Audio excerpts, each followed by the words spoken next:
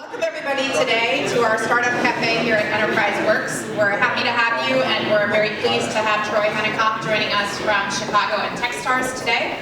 Just want to tell you a little bit more about his background, which I'm sure he'll tell you as well. It's one that's quite impressive and has a long history of working in the startup and investment community, and currently in a couple of capacities.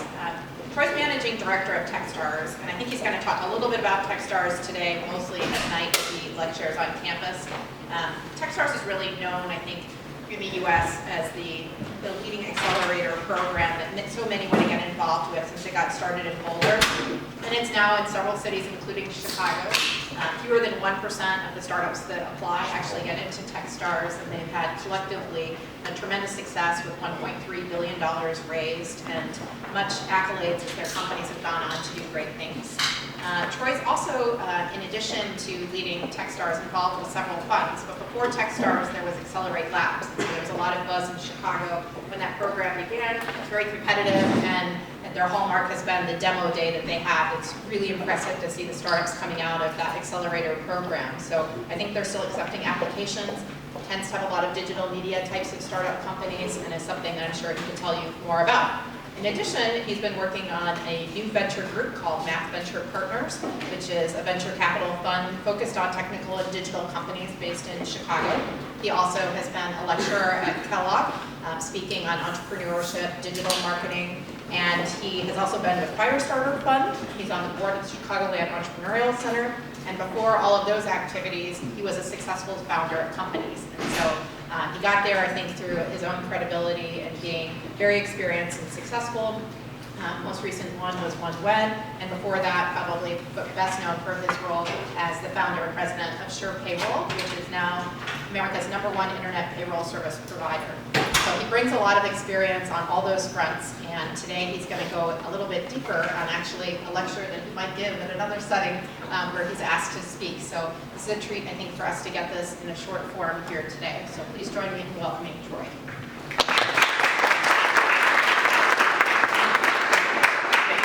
So, can you guys in the back hear me if I don't use the mic? Jed, I got a thumbs up? All right. If you can't hear me, I'm happy to switch to the mic. It'll just slow me down a little bit, and I don't want to get slowed down. We have a limited amount of time, so normally when I do this session on financial modeling, first thing is I have all the attendees to do a bunch of homework, which I didn't ask you guys to do, so that you're thinking about the problem ahead of time. And the second thing is I usually spend an hour and a half on it, and I'm told I have 40 minutes.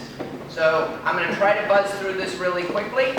Hopefully you'll get the high level of it. I'm happy to stick around and answer questions, whether it's about this, whether it's about Techstars, venture finance, whatever it is, shortly. But as I tell our companies in Techstars, you should never start a meeting without an objective. And so I want to highlight what my objectives are. So the first is I want you to walk away here seeing the power of a financial model. Probably all heard about financial models, but may not understand why. I'm going to tell you that it's going to help you raise money, it's going to help you run your business better, and I want to teach you how to build one yourself. Is that fair? So I'll give you some best practices, we'll use an example, and let's get rolling. But before I do, what is a financial model? That was a question. Test. Oh, this is working. Okay, yes? It's a financial simulation of your business. That is probably the best first answer I've ever gotten in a talk like this. Awesome. Financial simulation of your business, right? What's key about that is he didn't say it's projections. He didn't say it's a pro forma. The analogy I make for people is that, in the 1950s when we were building automobiles, people would build life-size models. I don't know if any of you have ever seen the movie Tucker or any of those. They would build these life-size clay models, and they build life-size actual models of cars, and they take them out on the track, and they run them around the track, and it flipped over in the turn at 30 miles an hour, and they crashed it. And then they go back and they start from the drawing board, they build a whole other life-size model, and they send it out with the driver, and hopefully the driver doesn't die when the car flips again. Today, we use CAD, CAM, we do all this stuff where we can do it really quickly and simulate it. We don't have to take all that time, spend all that money, or put all those lives at risk driving those things. Wouldn't it be cool if you could do the same with your business? If you could have a simulation of your business that was accurate enough that you could tell, hey, if I went down this path, will I be successful? If I go down that path, will I be successful? And then you could do that in the safety and comfort of your office without having to waste hundreds of thousands, millions of dollars and years of your life. That'd be cool? That would be cool. Simulation. So, financial projections are different. Financial projections are the output of the model, right? You can have a model. Models have inputs and outputs. You can have the same model have multiple outputs, right? I could put in a set of conservative inputs, a set of more aggressive inputs. I get different outputs.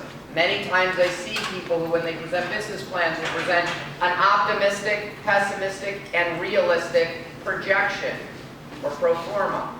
Same model, just slightly different inputs. Does that make sense?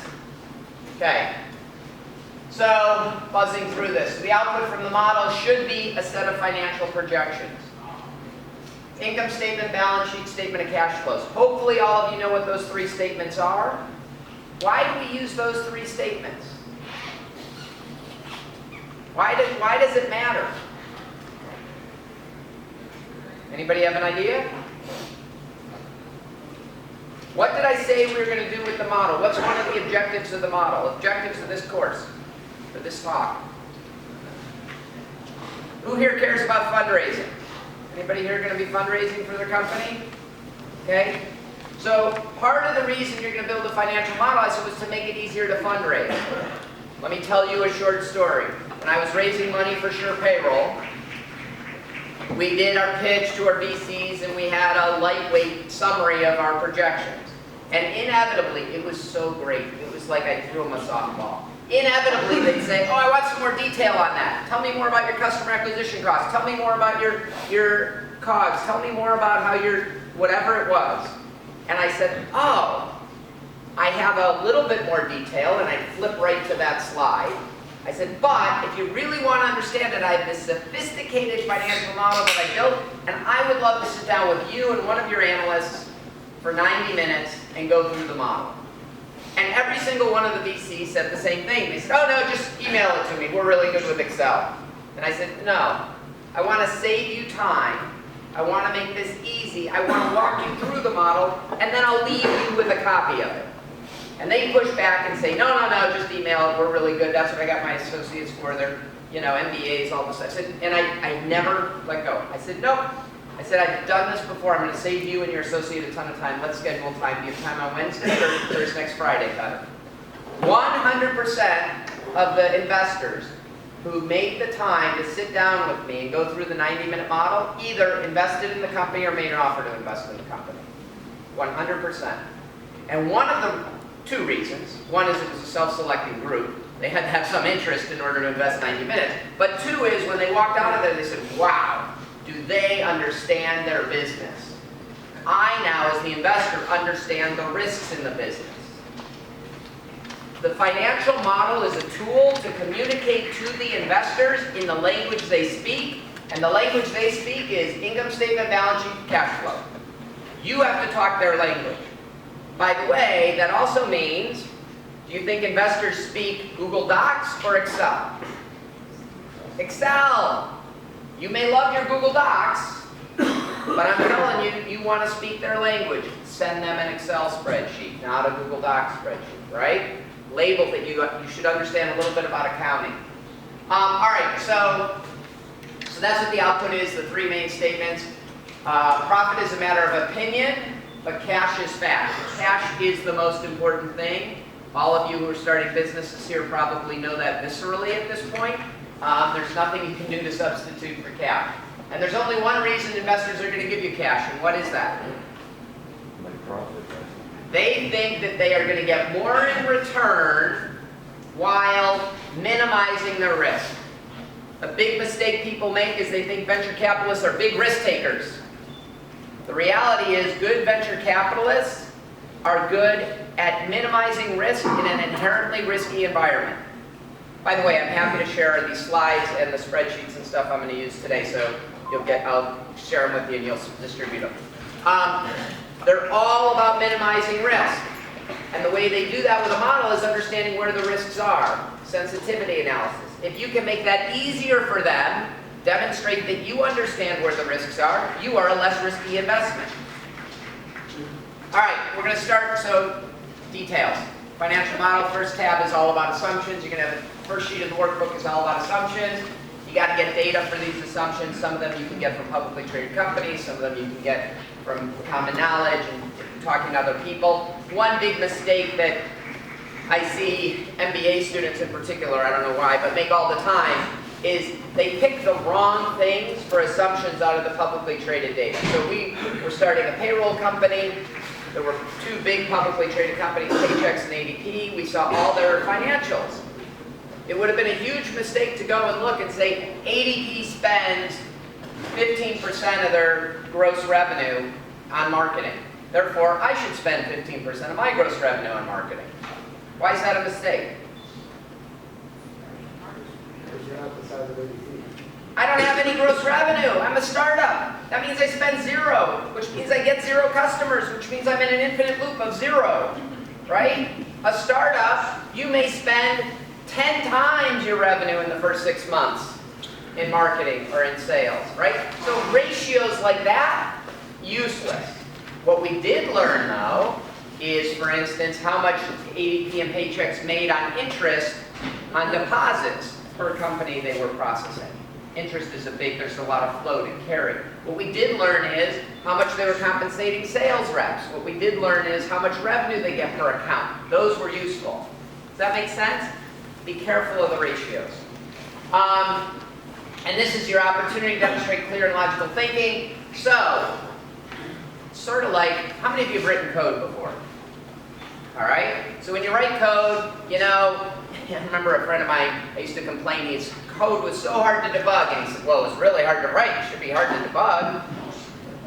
But developers who you really liked working with took the time to structure things, use long variable names that made sense and were logical. This is your job. Your job is not to make the financial model hard for the investor to understand.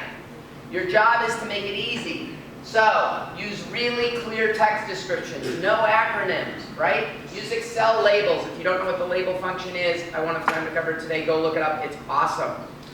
We'll see it in the demo, I guess. But think about this as your opportunity to demonstrate clear and logical thinking. As an investor, I've invested in 28 companies as an angel investor, 60 companies through Techstars and Accelerate Labs, 23 through Math Ventures, another 15 or so through Firestarter Fund. So I've invested in a lot of companies, seen a lot. I love clear, logical thinkers. All right, so what's the most important thing? So when I look at, so someone sends me projections, someone sends me a financial model, what do you think the most important thing that I look at first is? What is it? Coffee. Huh? Coffee. Coffee. Profit. Profit. Nope. Cash flow.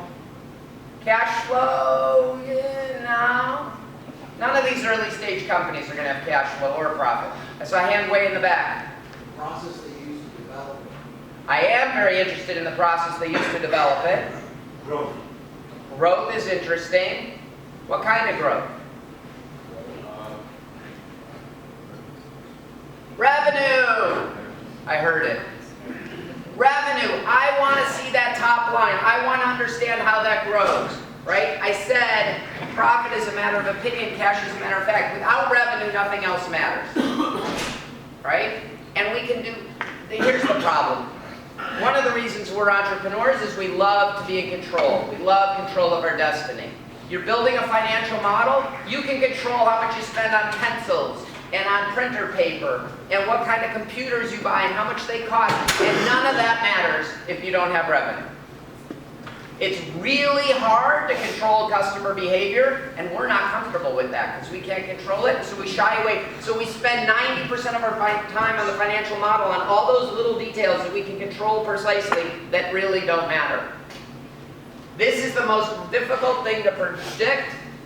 It's the most difficult thing to control. It's the reason most businesses fail, and this is where you need to spend your time. Formatting the income statement. You're going to get a copy of this, so whatever. Revenues, direct expenses, get your gross profit. Indirect expenses. Notice I do not call them fixed expenses, which many people do. If you are of the mindset that any expense in your business is fixed, you are setting yourself up for failure. I have a 3-year lease for my office. That is not a fixed expense. If it turns out I need to blow up that lease, I got to go to the landlord and blow up that lease. Nothing is fixed in a startup. All right, so here's what happened. I was teaching at Kellogg, and I had the opportunity to take a course in new venture development and squeeze it from a quarter down to 10 days and teach it in Croatia. And with one of the professors, Barry Merkin. And Ernst & Young was going to sponsor this, and so they gave us this book, and they said, hey, use this to teach your class, we'll give you some money, we'll give you books for all the students. And Barry, who's a great guy, he was the CEO of Drescher Beds, he's done a lot of stuff, he's been a professor for a long time, isn't as good with the numbers. So Barry asks me to do the financial modeling. And I said, sure. So we're on the plane going over there, and I start thumbing through this book, and it was horrible.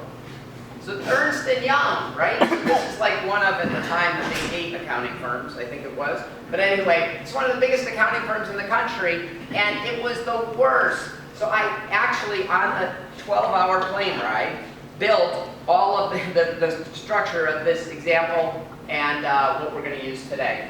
So, live from this book, so let's see. So what I did is, hopefully you can all read this. And I want you to read this. This is the summary of the business we're going to use as our example today. So when you're finished, if someone's finished and wants to share with the group what the business is, raise your hand.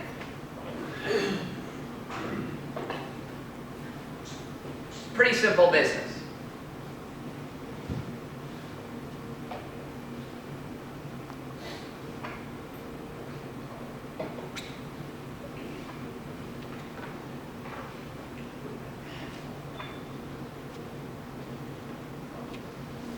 All right, so what's the business? Selling niche foods to parents. Yeah, they're selling baby food to parents. They have 2 product lines. How are they selling? Are they going door to door? Retail outlets. Retail. So they're operating these retail outlets? How are they selling it? The people who run the retail outlets. Huh? The people who run the retail outlets. So they're really a wholesaler who's selling to the retailer, right? And what are their margins?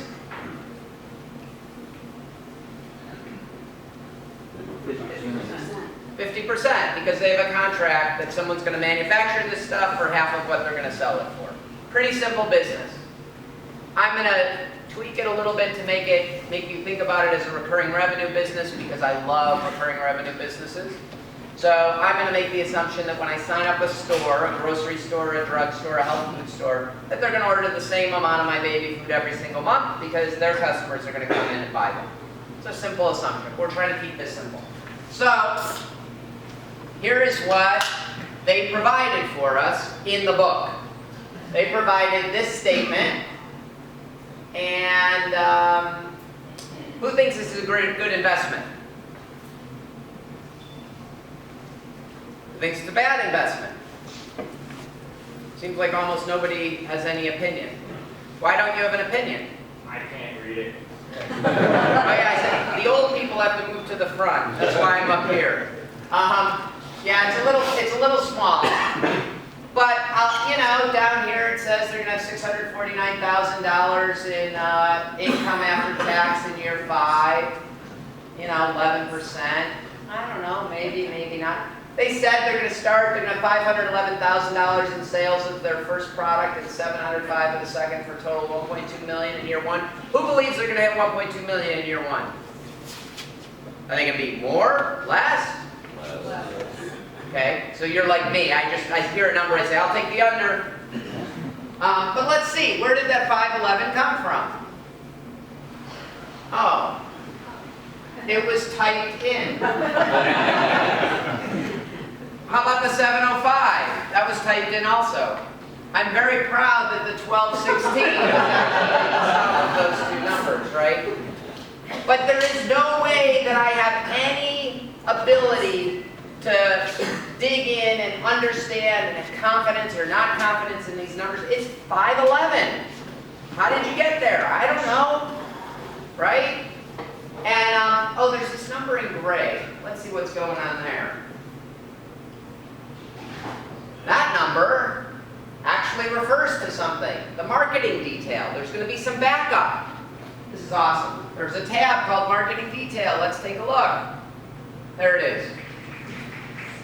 Notice it doesn't even tell you what time period that spend is over, let alone what results you're going to get for it. It's not tied to anything. If I change the marketing detail to make it be 4 million, do any numbers change in my revenue on this page? No. That's not a model. What was the phrase you used? It was a great phrase. Simulation. That's not a simulation. The simulation should logically say if I spend more in marketing, I'm going to get more in sales, right? That's what we want. So here's what I did. I took basically these numbers that they gave us, and I created what I thought would be an appropriate model for this business. And it looks sort of like this. And at one point, if I go back to the annual income statement, these numbers actually tied out to exactly what the numbers were on the sheet I just showed you. I've done this talk so many times and tweaked it so many times, it no longer matches. But believe me, I can get it to tie. So what in the world is all of this? So I have relatively little time to go through it, but I think I can illustrate the simulation, and I can illustrate why this is so important.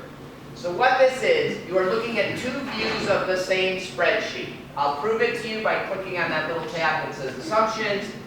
On this view, you'll see that it's identical to the one over on the left. I'm just giving you two views so that we can see what happens in real time.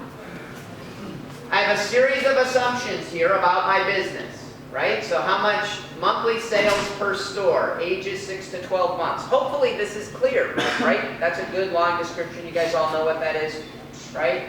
New stores per sales rep per month. Okay, 1.5, I get it. And what happens in the end is that all of these assumptions are the inputs to the simulation that say this will be your output, this will be your results. I'm going to anchor you on this $1.3 million. This is a statement of cash flow. Cash is king, 5 years.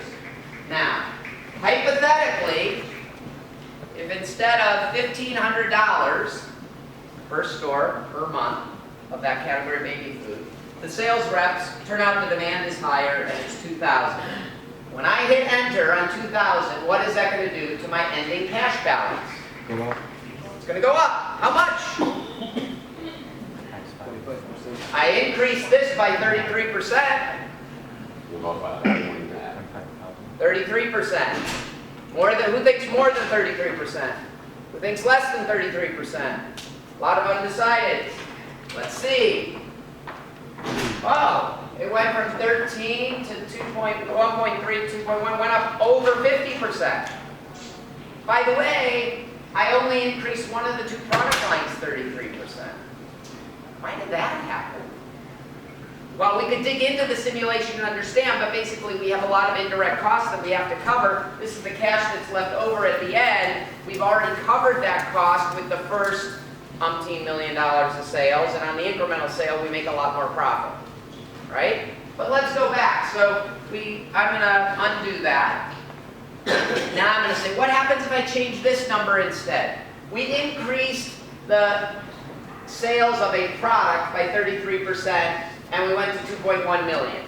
If instead of doing that, we increase the number of stores that each sales rep signs up each month by the same percentage, 33%, from 1.5 to 2, what's going to do this number? How many people think it'll make it bigger? Smaller. All right, everybody thinks more, selling more stores will get you more cash. That's good. Now, does this have a bigger impact than increasing a product, or a smaller impact? Smaller. I hear a lot. How many people think smaller? How many people think bigger? Right? This is why we need a simulation. 2.9 million. Wait a minute. That's more than double. All I did was increase the number of stores I added each month by 33%, and I more than doubled the amount of cash I had. By the way, the other thing is, that I didn't point out, is that my cash balance goes to a low of about $500,000 here, when before, my cash balance got down to about $100,000. Not only did I have more than twice as much cash at the end, I actually didn't have to raise as much capital during the process, so I could keep a bigger percentage of the company. So I could keep a bigger percentage of the company and have a lot more cash at the end. That's a really good outcome. But that doesn't come for free. I'm going to go back to it. 2.9 doesn't come for free. Because I can't just go to my existing sales force and say, hey, sales force, you have to sell 33% more.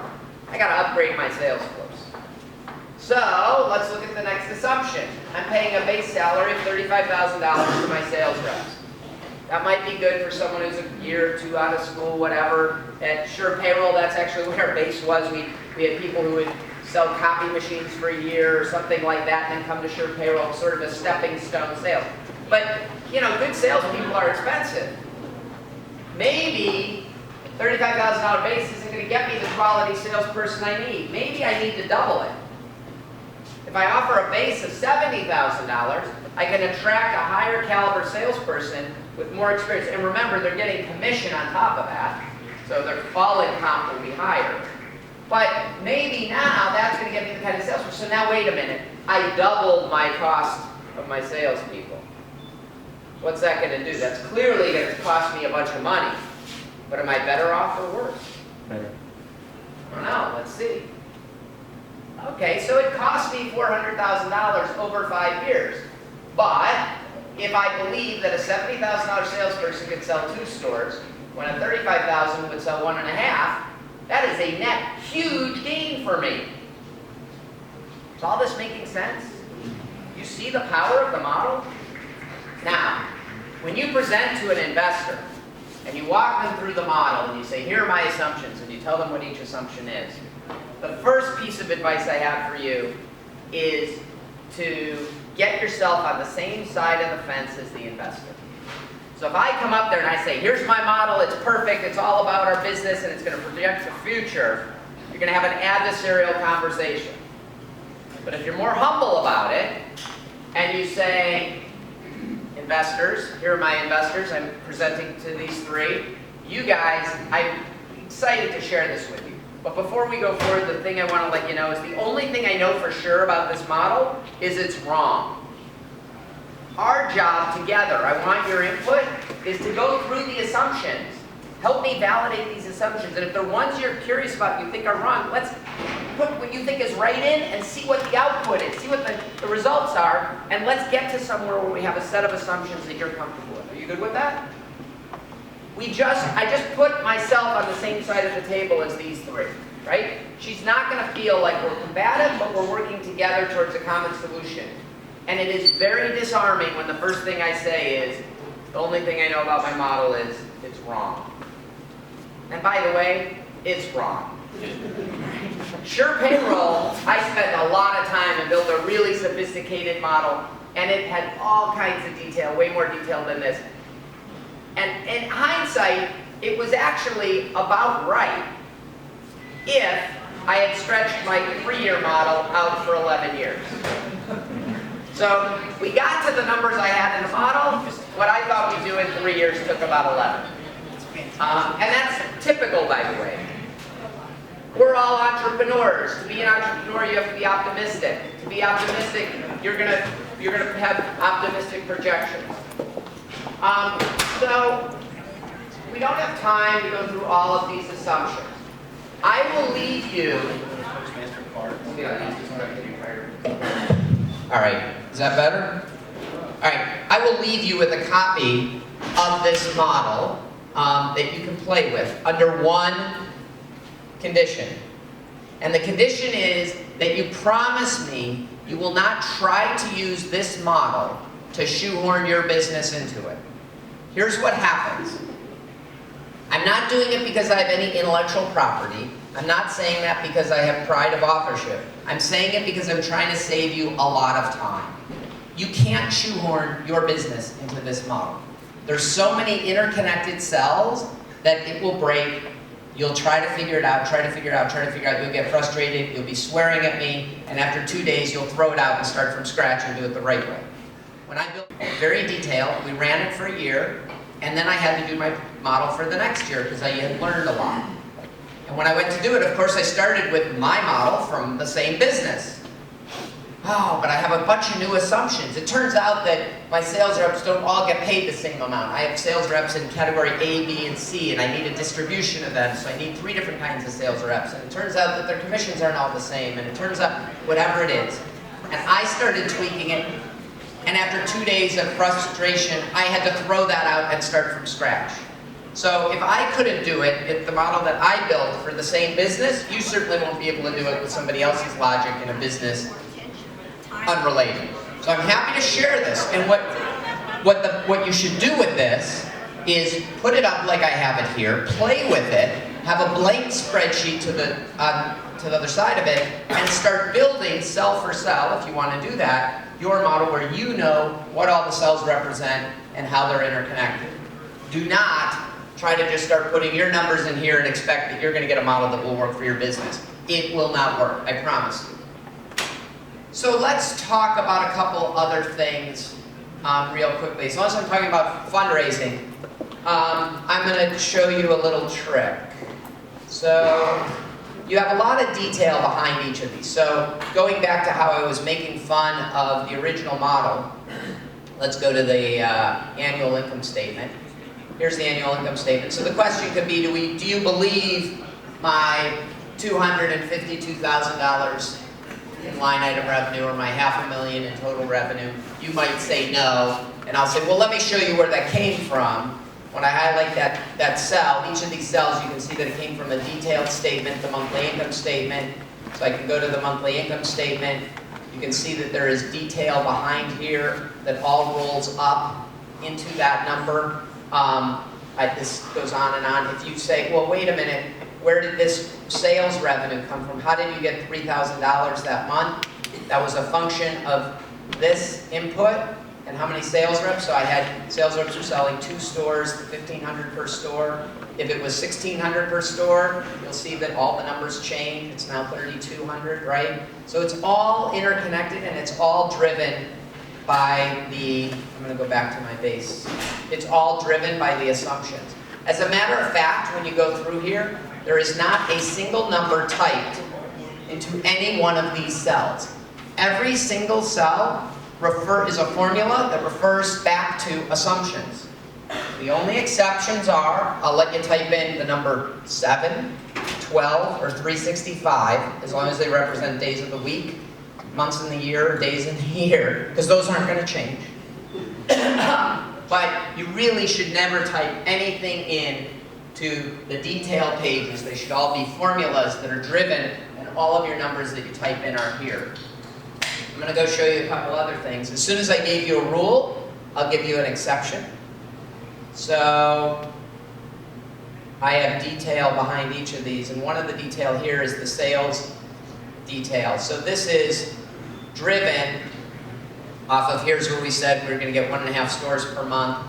Again, if we were to change our assumption to say we got 2.2 just for kicks, you'll see that all those numbers change, right? It's all interconnected.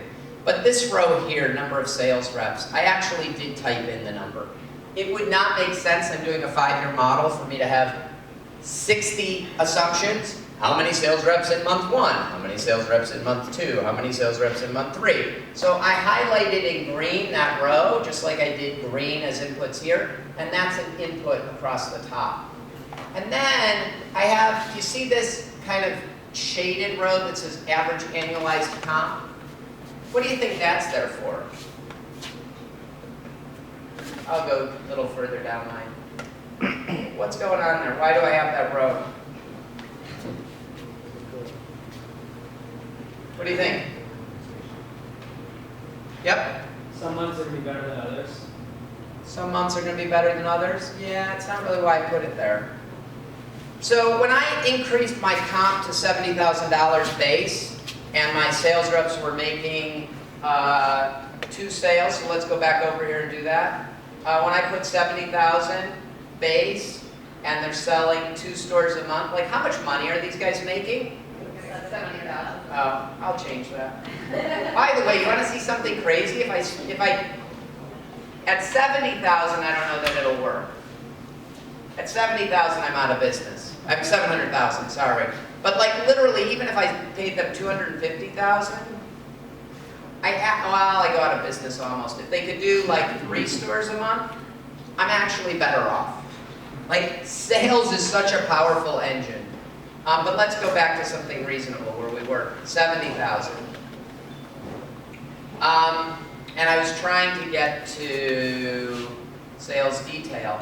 So these guys are making, you know, $130,000 a year. And what this is not a number that is in the total. It's a reference, because I can't tell, 70,000 base, 3% commission. I wanted to triangulate. Is that a reasonable number? Can I get a decent sales rep for 130,000, right? I had to do a check. And now, that's why that's in there, and it's colored a different number because it doesn't add up into any of the totals, it's just a reference. But what I'll do is I'll do something like this, and I'm kind of hanging out here. You guys haven't said anything yet. But usually, an astute investor will say, wait a minute, what happened? You went from 138,000 to 118,000. You got a bug in your model. And this is your opportunity. This is another softball. So you know what? You're right. I saw that too, and I couldn't figure out what was going on. Who knows what's going on? So, I added another sales rep. I went from 2 to 3. These 2 are certainly going to make about 140,000 in the next month, but the new rep has no book of business and is going to be at 70.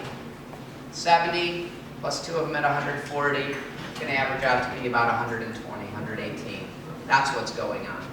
Here's what happens. When the investor is asking questions, they're poking, they're trying to find that soft underbelly. Where's your mistake? And as soon as they think they find a mistake and you have an awesome answer, they stop asking about that category, right? They'll go hunt somewhere else. And so I've planted a bunch of softballs in here like that, and that's an example of one of them. There's one last thing I want to talk about before we take some Q&A, and that is how do you use this effectively? And the best way that I know to use this as an operating tool is to go to your monthly, so these are just the monthly projections that come off of here. So you can see we said we're going to sell 2 stores a month at 1,500. You can see 2 times, right? You all should be familiar enough with where we are. All of these numbers go in here. And then the end of my first month happens. What should I do? Month 1 is over. I have actual numbers, right? I have results out of QuickBooks. What do I do? Fix your model. Huh? You fix your model. What do you mean, fix my model? Continually refine it So how do I do that? by comparison of actuals to estimates. Yeah, actuals to estimates. So here's what, I'll tell you what I do. What I do is I look at these, I insert a row and I put the actuals in between these 2, actuals. And then I start tweaking my assumptions. Say, what assumptions were off? How do I tweak these assumptions to get them as close to what really happened as possible? You'll never get it exactly, but you'll get it close. And then, I do 2 things. One is, I paste the actuals in here, hard-coded, because I don't want them to ever change. They were actuals now, and I color that cell gray, light gray, so it's done. And now what's happened is, I have a better set of inputs that hopefully will be more accurate at projecting next month and the month after. Because they're based on what actually happened in the first month. And the second month, I'm going to do the same process. And I'm going to refine. And remember, because I've typed over these with actuals, they won't change. So in month 2, I'll tweak these further to try to hit the numbers. And in month 3, tweak them further. And by the time I'm out to month 3 or 4, my inputs are so good that I'm really accurate at projecting the rest of how my business is going to go. Many times in this process, you realize you missed a bunch of assumptions. And so you have to add some assumptions, and it is a living model. But if you have the discipline each month to go back and review your actuals to your projections, change them by tweaking the inputs, you will become much smarter about operating your business. So, hopefully, in the last half hour or so, you've gotten some insight as to how you can use a financial model to help you raise money, and how you can use a financial model to help you operate your business better. It's hard. It will take you hours to put this together. It is an amazing learning experience. You will end up asking yourself questions about your business you hadn't thought about. And I believe that as a founder, most of the time the CEO, but as a founder, you need this level of understanding of how your business runs if you're going to successfully run a business. So, I think that's all I have to, let's see, I'll do a little quick summary. To wrap up, and then we can do some Q&A. So keep the original. We talked about how to update, how to predict the future. And I'm happy to share it with you. Use it as a reference, not a template. Always build from scratch, even from your own company. So, I'm open to Q&A about anything. It can be financial models, Techstars, investing, finance, bicycles. Love to talk about bicycles. Anything you want. Yeah? I just want to, instead of so many numbers, can you like this also plot, like figures, curves, showing the trend, and how many years and how you increase the change variable, how what's the curve changes? Yeah, so the question was, instead of so many numbers, can you plot and have curves? And there are some key performance indicators that I think are very good to be used visually and with graphs. So things like numbers of customers, and hopefully you guys have all read Lean Startup and know about vanity metrics versus engagement metrics. So I like to see engagement metrics, those things that change each month, right? I don't want to see a graph of cumulative registrations that can only go up and to the right. By definition, it cannot go down. I want to see how many registrations you get each week. Some weeks, oh, that was Thanksgiving week, it went down. Okay, I understand that. That's a much better tool to manage by. Churn is the kind of thing I would like to see as a graph. I want to see how churn changes over time. There's a lot of detail in here that when you want to get to the bottom of what's happening, the raw numbers are really important. And remember, you need these raw numbers to produce those graphs. So on a summary that you're giving to your investors or a talk, you may want to just pull out some simple graphs. That's fine. But you can't get the graphs if you don't have the numbers. Yep? I was wondering how you deal with unforeseen events, like Whole Foods goes out of business a lot smaller. There's a lot of unforeseen. This is part of the reason that entrepreneurship is so hard. So, you'll do things, as your numbers get bigger, you do things that you can predict. So in the payroll business, we had an allowance for doubtful, you see in many companies, allowance for doubtful accounts. Statistically, 1/2 of 1% of your companies aren't going to pay, whatever, I made that up, but whatever it is. You don't know which ones, you don't know, but you'll have an allowance for bad debt, that sort of thing. When you're very small, it's almost impossible because what's the opposite of very granular? Each customer represents such a big percentage of your business. If one of them goes under, oh my God, right? When you get to the point, so SurePayroll today has 80,000, 100,000 customers. You know what? I'm sure that today, 200 of them went out of business, right? But that's okay. Statistically, you can figure out what that is. When we had 10 customers, if one went out of business, that was 10% of our revenue. That was disastrous. It's hard. I don't have a good answer for you. Behind you. Yeah. So what factor have you seen in all of these companies in terms of how much they say it's going to take to do something versus how much it takes? It always takes longer. It always costs more. How much? A lot. So, and I want to be clear. I say that like I'm making fun of entrepreneurs. So I've started many companies. I think I've signed the Articles of Incorporation 11 times. Not all of them became real companies. Depends how big they have to be before you consider them real. So, but really run 6 companies that were significant companies. And every single time, I'm too much of an optimist. I remember we were starting out something new, and I was sitting in my office at home, and I'm building my financial model, and I'm like, okay, but I know I'm an optimist, and I'm experienced. It's going to take longer, it's going to cost more, so I'm going to dampen my revenue numbers. I'm going to increase my expense numbers. I'm going to give myself a time buffer. And I looked, I said, no, but I know it's going to take longer and cost more, so I'll give myself more buffer. And then, of course, I was way too optimistic. Even knowing, thinking to myself, I'm giving myself more buffer. We are inherently optimists as entrepreneurs. If I knew how hard it was going to be build the payroll business, I never would have done that. That was really hard. There are 4,000 taxing entities in the US, and they all penalize you if you don't do it right. And I mean, it's just really hard. People don't come up to you and congratulate you and say, great job, you got my paycheck right today. But if you're off by a penny, they are on the phone screaming at you. Payroll is really hard. But we were too naive, and we just plowed ahead and did it, and we made a bunch of mistakes. But the only reason we could do it is because we're optimists, we're entrepreneurs, right? So that's a hard one. That's a hard one. So I want to ask a question about evaluation, especially to an angel investor. So you show these spreadsheets and these revenue models and everything. And let's say I've got $1 million to invest in your company. So obviously, I want to participate in your revenue at the maximum extent possible.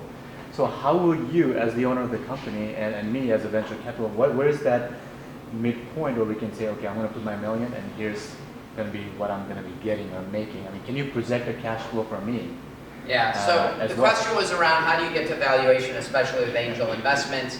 And the answer is, first of all, you can't look at just valuation. So in a deal term, when we're raising money for SurePayroll. There are a bunch of deal terms that are really important. Valuation is one of them. Preference is another one. Do the investors get, I don't know if you guys have gone into this, how many of you know it, do you get a one-time preference? Do you get two-time preference? Are you buying common stock, preferred stock? Is it participating preferred? Is there a full ratchet? Is it weighted average? There are a lot of things that go into that deal. And you can't move one without moving the other. And so there is no one valuation that's right for the company. And the best way I know to illustrate this is, if I have a company and you're willing to invest $1 million at a $3 million pre-money valuation for a 1x preference, you'd probably be willing to do it at a higher valuation for a 2x preference. It's the same company. They were two different valuations, and we could put two different valuations on it. The misnomer is that people think valuation or pre-money valuation is a valuation of your company, because that's what the word says, valuation. It is not. It has nothing to do with what your company is worth today.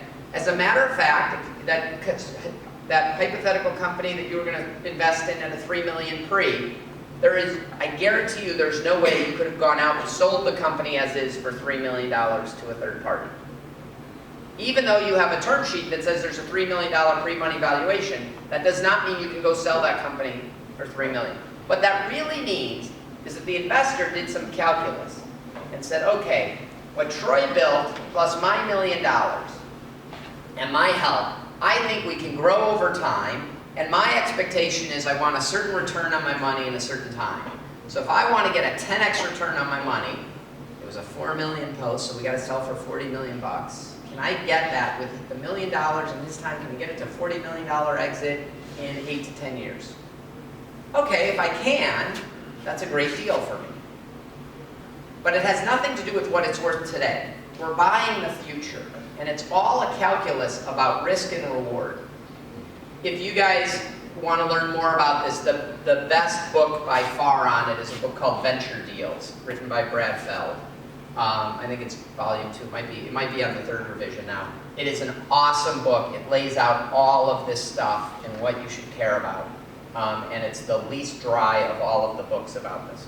But if you're raising money for your company, read Venture Deals. Brad is one of the best VCs in the country. He's very transparent. He's awesome. Yep.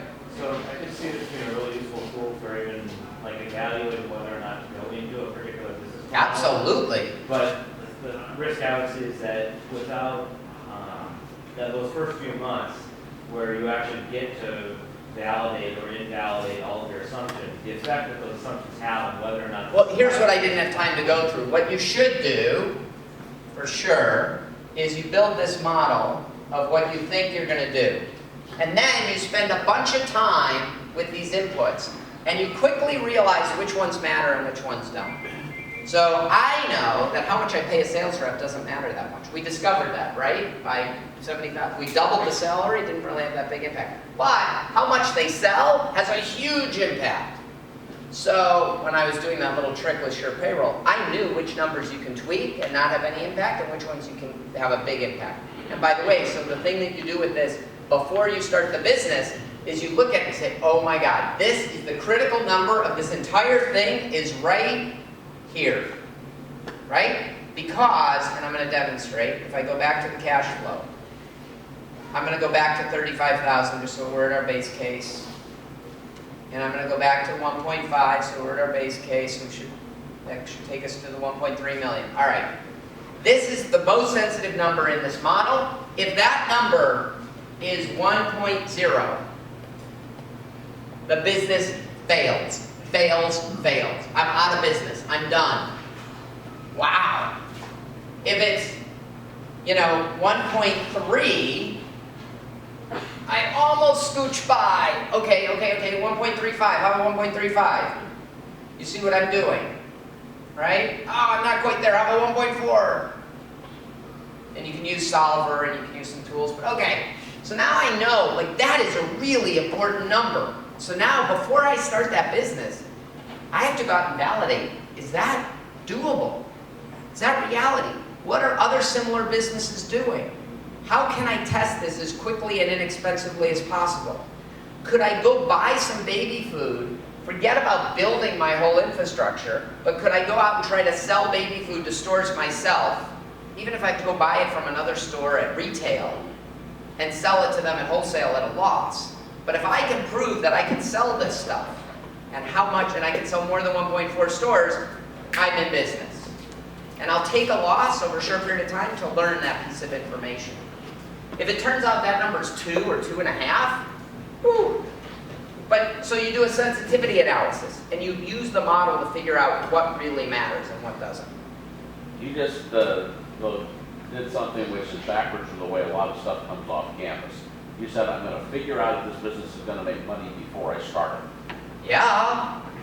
But the other way that things can work is that you get a technology idea, and if you develop technology, you generate a market that doesn't currently exist. This is the Steve Jobs line about people don't know what they want till you show it to them. Yeah, that's much How does riskier. that work into this? Where you got to develop technology first, and then this all makes sense. So I'm a good conservative Midwest investor. I like to start with a problem. I like to start with a market and solve a problem for a market. I know that you guys do a lot of deep science and research and all kinds, there's some really amazing stuff that comes out of here that I just don't know enough to invest in. That's not my job, right? So we, Math Venture Partners, tend to invest in businesses where there's a pretty well-defined problem, a well-defined market, and we're solving that problem for that market. That is a very different world than taking science innovation and saying, hey, I saw something going on with thin film and gold, and I have no idea what that does. We didn't spend that much time with it. It seemed like cool science. I'm sure there are great applications for it. That's a business I wouldn't even know how to value. It's a totally different business model from the investor side. And So what fundraising advice do you have for science companies? I'm the wrong person to be giving fundraising advice for deep science companies. That's my advice. No, there are people who specialize in this. Who? And we'll do. So find similar. In this room, that's the exact question that the people in this building need to know. Right. Who's interested in helping develop technology? Right. So Then we use this tool to help us sell to them. Right. No. That's a great question. So what I do, so people come to me. I had someone come to me the other day who was doing a consumer-facing product in an area we don't have any expertise in. So, well, can you introduce me to these 27 investors? And I said, well, I know most of those 27 investors. I don't think they've ever invested in anything like this. So, well, I'm frustrated. Where do I go? What do I do? I said, okay, find companies that are similar to yours. Use Mattermark, use AngelList, use Crunchbase, whatever it is, and figure out who invested in them. Because if someone has a track record of investing in companies that are similar, they're likely to understand your problem, they're likely to have a rubric. And by the way, there's probably a lot of money to be made investing in innovative technology. I mean, there clearly is, but it's a different model, right? The risk reward is going to be different. In my world, you know, I say for every 10 companies we invest in, 4 are going to fail, 3 will tread water, 2 will do well, and 1 will pay back the whole fund. You know, I don't know, is yours, I assume yours is more risky, particularly if you invest earlier. You might have to invest in 100 to get 1 that's going to pay back the whole fund, but it's going to pay it back 10x. It's a different risk reward model. It requires a different set of knowledge. So I would be looking at who else has invested in similar stuff. That's what I would be doing.